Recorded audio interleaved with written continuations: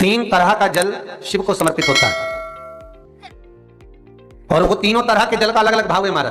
पहला जल सादा, घर से पानी लेकर गए, जल लेकर गए, शंकर को चढ़ाया, वो हमने घर का अपना एड्रेस बता दिया, भगवान शिव को जल चढ़ाकर अपने आनंद के लिए शंकर से कुछ प्राप्त कर लिया। दूसरा जल, जल के कलश में थोड़ा सा इत्र डालकर शंकर को जब समर्पित करते हैं तो महाराज घर में अगर कोई व्यक्ति बहुत रोगीला है, बहुत रोगीला, एक शिव महापुराण में, स्कंद पुराण में, नर्मदा पुराण में, भविष्य पुराण में, अग्नि पुराण में, नारद पुराण में, बराह पुराण में, वामन पुराण में जितनी चीजें लिखी गई है एक एक प्रैक्टिकल कर देखो तो शिव महापुराण, स्कंद पुराण का यह भाव याद करिए कि एक लोटे पानी में इत्र मिलाकर, जल में इत्र मिलाकर, बहुत रोगीला व्यक्ति, बहुत बीमार व्यक्ति है, एक लोटा पानी उसका हाथ का स्पर्श कराकर शंकर को चढ़ाना प्रारंभ कर दीजिए। महाराज केवल 5 या 7 दिन चढ़ा और वो 7 दिन के बाद में उस बीमार व्यक्ति का क्रम देखिए कि उसमें कितना आराम लगा है। औषधि दवाई काम करना प्रारंभ करी कि ना करी, केवल इत्र समर्पित, इत्र का।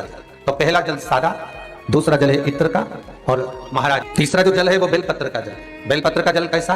तो महाराज शिव महापुराण की कथा कहती है कि जल के पात्र में एक बेलपत्र अंदर डालकर उस जल के पात्र को ले जाकर शिव को समर्पित करना, अर्थात अपनी मन की कामना भगवान शंकर से कह देना, केवल बेलपत्र के माध्यम। बोलना नहीं है हमको, कुछ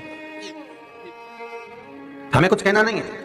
3 तरह का जल का जो व्याख्यान वर्णन किया गया, एक सादा जल जो भगवान को कहा, आपने अपना एड्रेस बता दिया, आपने अपने मन का भाव बता दिया। इत्र का जो जल चढ़ाया गया वो केवल रोग मुक्ति के लिए चढ़ाया गया। और तीसरा बेलपत्र, अगर उस जल में एक बेलपत्र भी पड़ी हुई है और वो बेलपत्र पड़ा हुआ जल आप जिस भाव से चढ़ा रहे हो, जिस कामना से चढ़ा रहे हो शंकर, वो कामना आपकी पूर्ण